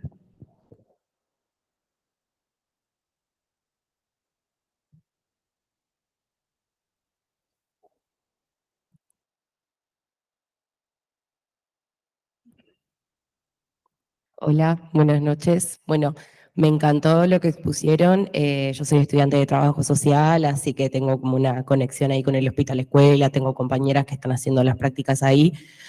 Y me parece algo que hay que valorar un montón el trabajo que están haciendo ustedes, sobre todo porque el lugar que se le da como a las feminidades y a las diversidades desde las instituciones que fueron históricamente masculinizadas, como que se las intenta desligar, tipo, ¿qué tiene que ver que seas mina o que seas lo que sea que seas con la salud mental? Y tiene que ver un montón.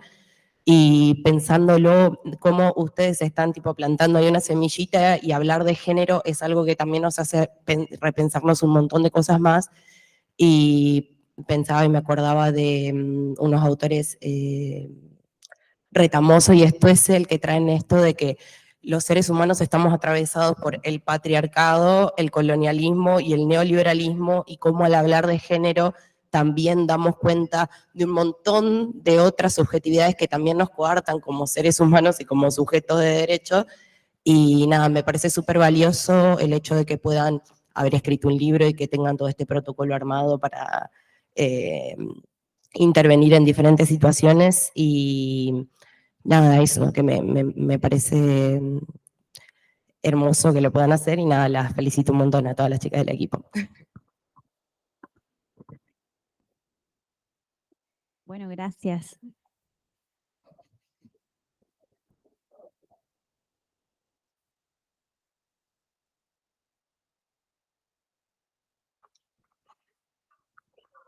Bueno, hola. Me interesa recuperar por ahí esto de que los espacios de género dentro de las instituciones, si bien piensan las acciones transversalmente, funcionan también como un dispositivo, un espacio de salud hacia las propias compañeras, ¿no? En el modo de accionar en contra de esto de que describían las compañeras del laberinto de cristal, donde una camina buscando salidas y pareciera que no ve a la compañera. Bueno, estos pequeños dispositivos que se generan por ser autoconvocados o porque tal vez las direcciones de las diferentes instituciones lo van generando, propician un espacio de encuentro para la solidaridad y para saber que hay un espacio seguro, cuidado, en donde vas a ser escuchada, ¿no? Más allá de después cómo se desenvuelve la situación, es seguro para las compañeras, y cualquier persona de la institución se puede acercar. Incluso sociabilizar estos espacios ya es sanador de algún modo. Esto que traía las compañeras. Las felicito por plantar la semilla. Bueno, claramente es sentirnos que ustedes ahí y que cada una en su espacio laboral que se junta con una compañera o con dos o con tres, está haciendo una acción que está cambiando el lazo social. O sea, que está cambiando la estructura social. Y esto es re importante, digamos, para rescatar y para celebrarnos también, porque el lugar de víctima también se celebra cuando uno lucha. Y estos espacios son de luchas constantes.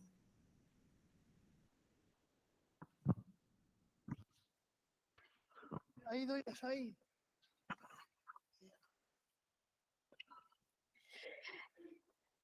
Hola, bueno, primero, gracias por compartir su experiencia en el Hospital Escuela. Y quiero traer un poco lo que ustedes decían, un poco la mesa principal, la primera mesa principal en donde se habló de la ley de identidad de género y del proceso de subjetivación y de toma de posición del sujeto que hay a partir de esa ley. Y traigo esto para poder pensar las formas en las que por ahí podemos nombrar las cosas. Porque si la ley de identidad de género dice que no se puede llevar a cabo un diagnóstico en base a la orientación y a la identidad sexual de las personas, creo importante poder cuestionar por qué hablamos, por ejemplo, de lo que decía Irene, que hablaba de las identidades lésbicas como personas que por ahí no encuentran la masculinidad indicada para poder llevar adelante una relación. Me parece que a partir de eso hay una cierta patologización, por así decirlo, de las formas en las que están dichas las cosas, y creo que es necesario poder ver dónde nos situamos y contextualizar lo dicho. Y en base a eso, creo que es necesario tener en cuenta que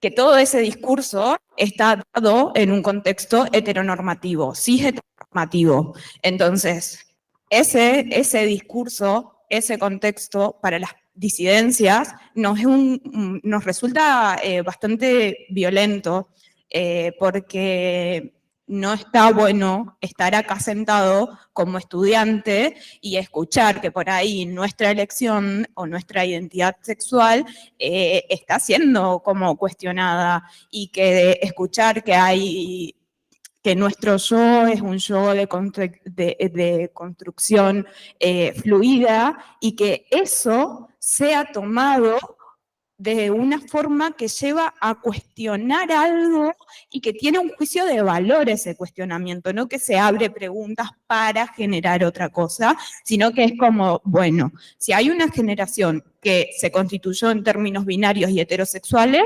bien, pero si hay una generación que también se está cuestionando eso, también me parece que está bien y que es necesario poder darle lugar para vivir en una sociedad que sea acorde a las leyes que están dictadas actualmente, porque no nos tenemos que olvidar que tenemos la ley de salud mental, que tiene al encabezar la ley, el artículo primero dice que no se puede llevar adelante un diagnóstico por varias razones, y una de esas es la identidad sexual y la orientación.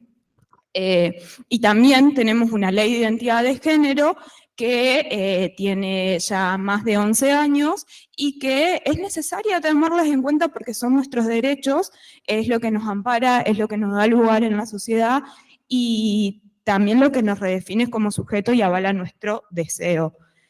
Y en base a eso también, y al cómo se nombra las cosas, ¿no? También se dijo sobre la maternidad a sola por resignación. ¿Por qué tiene que ser una resignación y no puede ser una elección llevar adelante una crianza en soledad? ¿Por qué tiene que ser, porque las personas gestantes, no hablo de maternidad, porque las transmasculinidades y las personas no binarias también gestamos y también podemos llevar adelante crianzas, porque esas crianzas no pueden ser elegidas en soledad o en comunidad o de la manera que sea, que no sea dentro de una pareja binaria y heterosexual. Creo que, nada, esto, poder pensar un poco más allá de la cis heteronormatividad binaria nos ampliaría un montón. Y nada, solo abro así y si hay algo, recibo sus respuestas.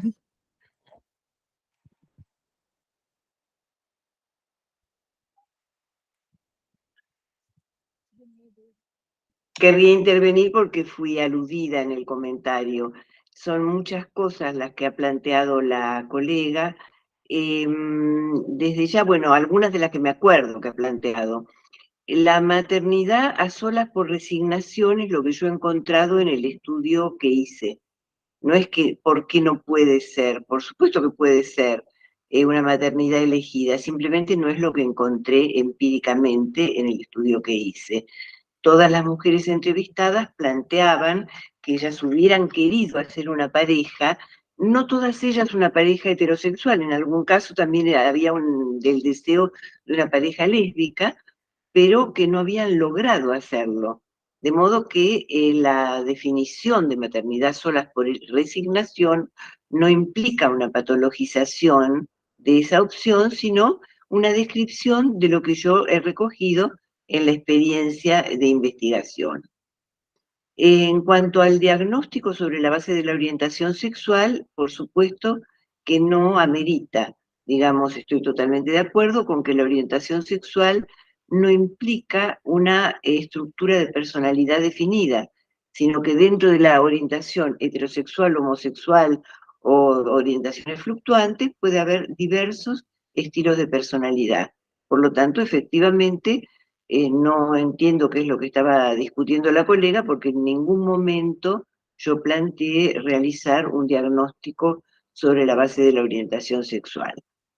Me da la impresión, hay muchas cuestiones que planteó la colega que no logro recordar puntualmente, ¿no? Como para irlas conversando de forma más pormenorizada.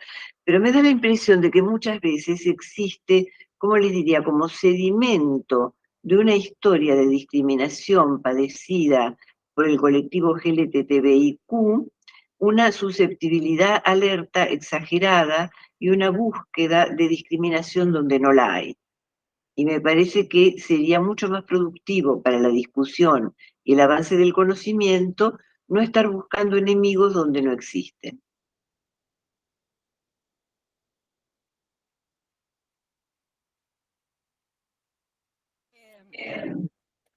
Hola, sí. Bueno, primero que soy el colega porque me parece como algo también bastante importante preguntar con quiénes nos estamos vinculando y yo soy una transmasculinidad, entonces también me parece como bastante importante no dar por sentada ciertas cosas que trae el binarismo y la heterosexualidad. No dije específicamente, y usted tampoco lo dijo, entonces tampoco voy a tomarlo desde ese lugar, que se patologiza la orientación sexual, que es lo que tomó de lo que dije, en donde también hablé de la identidad de género. Pero si se está hablando de que hay una orientación sexual lésbica porque no se encontró la masculinidad adecuada, me parece que eso tiene un poco de patologización de trasfondo, digamos, y que son discursos que atrasan, porque son discursos lesbofóbicos, claramente, digamos, o sea, porque necesitamos encontrar una masculinidad cuando tal vez no hay un deseo de vincularnos con una masculinidad y porque, nada, patologizaríamos el deseo y la elección, digamos, o sea, como sí, cuestionémoslo. Cuestionemos todo lo que quiera, todo de todos los ámbitos, pero decir que se es lesbiana porque no se encontró a un hombre con quien llevar adelante o porque te frustraste de todos los hombres, me parece muchísimo. Me parece muy fuerte decirlo desde ese lugar. Entonces, y en base a eso, si usted quiere, como, bueno, Monique Wittig, que es una filósofa francesa, ya en 1990, habló del contrato heterosexual y trajo y posicionó a las lesbianas y las teorizó el posicionamiento y la identidad lesbiana por fuera de esta heteronorma y la posicionó incluso por fuera del binarismo y por fuera de la construcción varón y mujer, porque ella en ese discurso habla y dice que, como usted mismo lo dijo, que sí, la sociedad heterosexual se basa a partir del lugar que ocupa el varón. Entonces, hay una mujer que se constituye a partir de lo que el varón no es, y las lesbianas no necesitan y no necesitamos un varón para poder ser.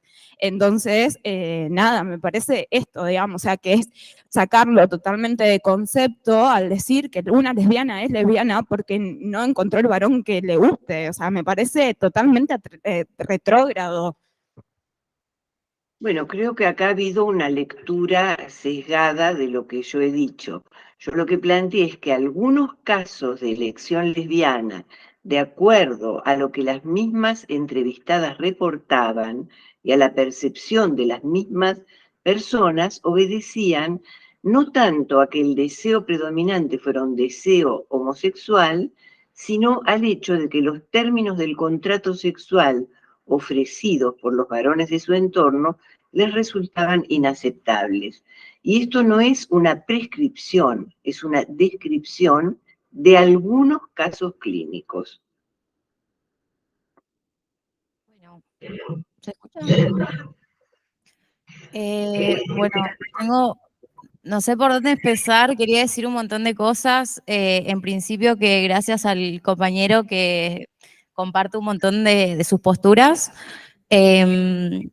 También traer esta idea que se trajo de las feminidades, las cis mujeres que eligen no ser madres, leídas desde que es una elección individualista, ¿no?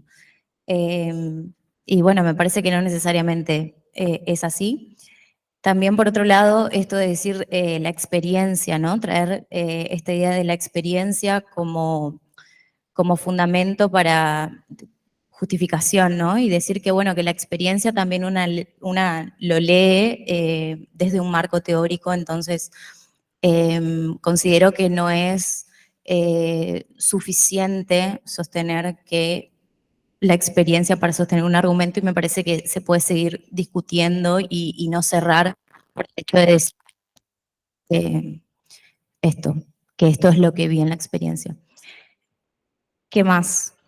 Y por otro lado, que en general siento que a veces sucede esto de que se trae el género y se habla de cismujeres, ¿no?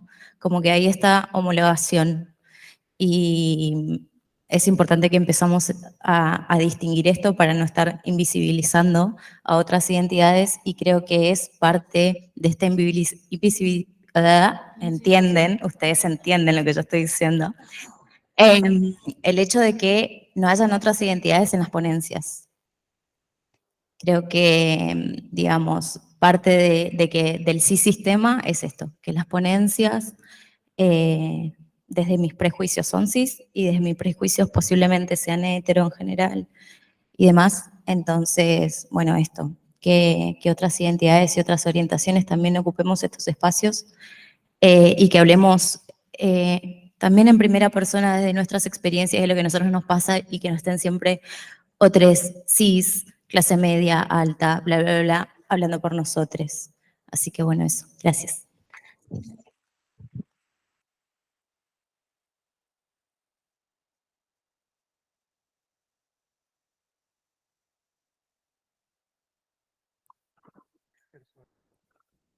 Tenía una consulta para Irene. Hola, ahí está. Tenía una consulta para Irene, en realidad dos. En un momento, Irene, mencionás el trabajo feminizado al referirte a la precarización laboral que históricamente se venía dando y acarreando. Y la consulta era, en términos claramente de pregunta interrogante, si no podríamos pensar un corrimiento de esa precarización laboral que sí, a través de los estudios que vos mencionaste, involucraban a mujeres. ¿Por qué no le pensamos en un corrimiento del nombre en vez de pensar un trabajo feminizado, para pensar que la mujer o todas las feminidades están precarizadas, y pensar que ese trabajo es precarizado y nombrarlo de ese modo, no como un trabajo feminizado, haciendo una homologación de la mujer y la feminidad y la precarización? Después, por otro lado, cuando vos mencionás la fluctuación de los yoes, teniendo en cuenta los yoes de tu época, cuando mencionás que estaba más arraigado a una posición un poco más sólida, sin tantos movimientos, y que hoy por hoy hay un poco más una fluctuación de los yoes en función del deseo y del género. Ahí ubicas también que hay una elección, una preferencia, no elección, del deseo individual ante el deseo de la procreación. Ubicar ese ante, ¿no es cierto?, el deseo individual ante el deseo de la procreación, ubica como el deseo de la procreación como algo que está dado y que sí o sí tiene que estar.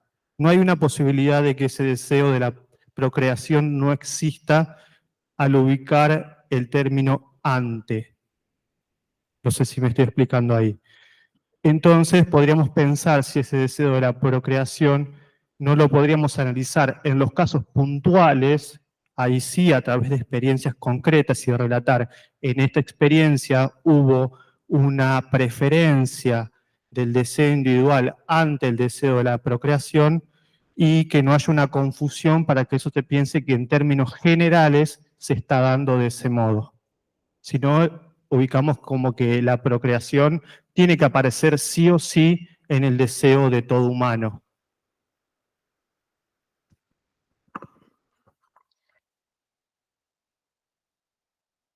En ningún momento supuse que la procreación, el deseo de procrear, debiera tener una característica individual. Simplemente hablé de que en algunos casos está apareciendo una figura nueva, una figura social nueva, que son las personas que le dan prelación a deseos de satisfacción personal por encima del imperativo tradicional de la constitución de una familia. Eso no me parece ni bueno ni malo, me parece incluso acorde con la marcha de los tiempos, en el sentido de que me he referido al problema planetario que estamos atravesando todos de la superpoblación.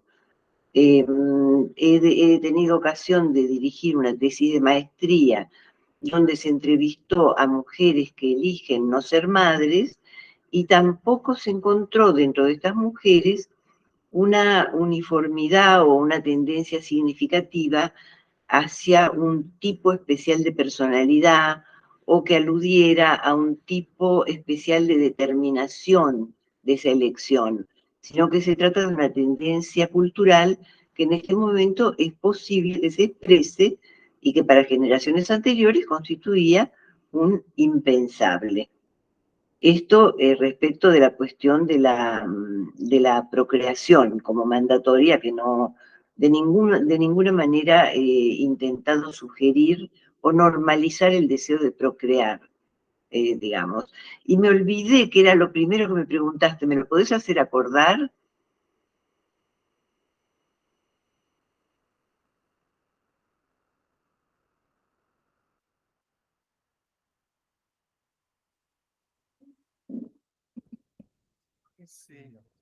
Lo primero era cuando vos mencionás el trabajo feminizado, que ahí lo que te consultaba era si no había una homologación entre mujer, feminidad, precarización, y no podríamos nombrar hoy ese trabajo que se alojaba en la precarización como trabajo precarizado y no como trabajo feminizado.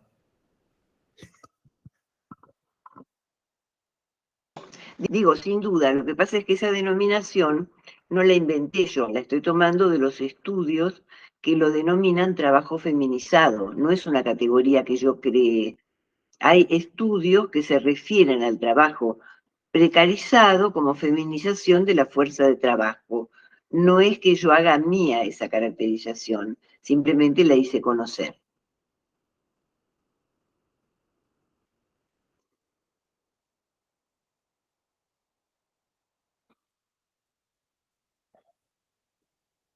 Bueno, ¿algún otro comentario?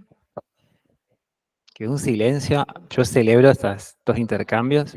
Recién le decía a Lucina acá por lo bajo, bueno, qué bueno que se den estos intercambios porque, como dicen a María Fernández, nada en lo social es homogéneo.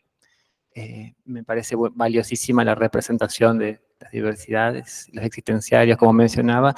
Y bueno, lo que desarrollaba Irene son también tendencias de investigaciones que nunca logran ser de todo representativas, ni incluir a todos, ¿no? Pero en esas tensiones seguimos construyendo juntos. ¿Algún comentario, devolución?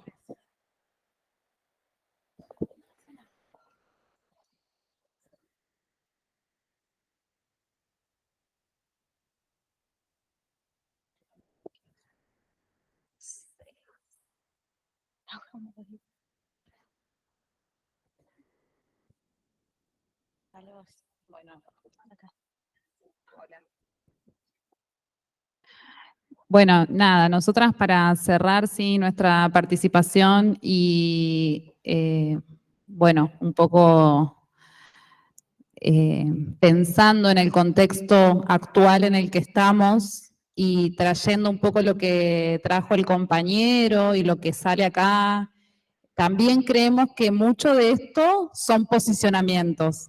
O sea, no existen los datos puros en relación a las cuestiones de género, sino que son las lecturas que hacemos de ellos también y que por los posicionamientos también, bueno, podemos hoy pensar una mesa de género y diversidad en un congreso de salud mental en una facultad y una universidad pública, cuando quizá antes esto era impensado. Y bueno, que nosotras creemos que si bien falta muchísimo para la implementación, la compañera traía, somos mujeres cis acá sentadas en esta mesa, no hay una compañera trans, no hay un traba sentado acá hablando, el cupo laboral trans en nuestro hospital no se aplica, digo, imagínense en el resto donde no existen espacios de género y diversidad, o sea que falta mucho todavía, pero sí creemos que hasta acá un camino valioso en relación a las legislaciones que hemos podido conquistar y que creemos que hoy eso está en disputa en las próximas elecciones el 22 de octubre, así que creemos que es importante que entre todas y entre todos sepamos que si bien hay mucho por mejorar, es muy valioso lo que se ha logrado y que hay que cuidarlo, así que bueno, eso, votemos bien.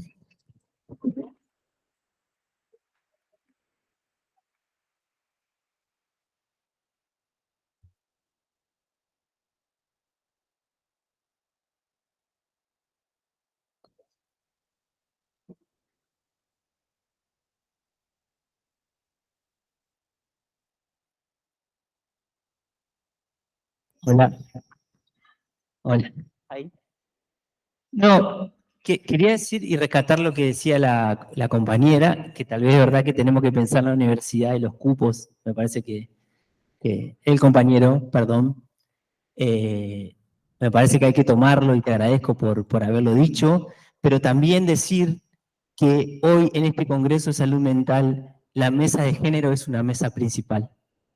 Entonces, me parece que, bueno, nos falta, tenemos que seguir transformando algunas cosas y tenemos que poner estas cosas en un primer plano. Así que agradezco los comentarios, también agradezco lo que ha planteado Irene, agradezco a las compañeras por la experiencia que tienen en el hospital, porque también nos enorgullece verla a Lucina ahí, una compañera de esta casa. Así que bueno, y a Fernando y a todos por haber participado de acto que está muy bueno porque está lleno el salón. Así que bueno, gracias, eso solamente.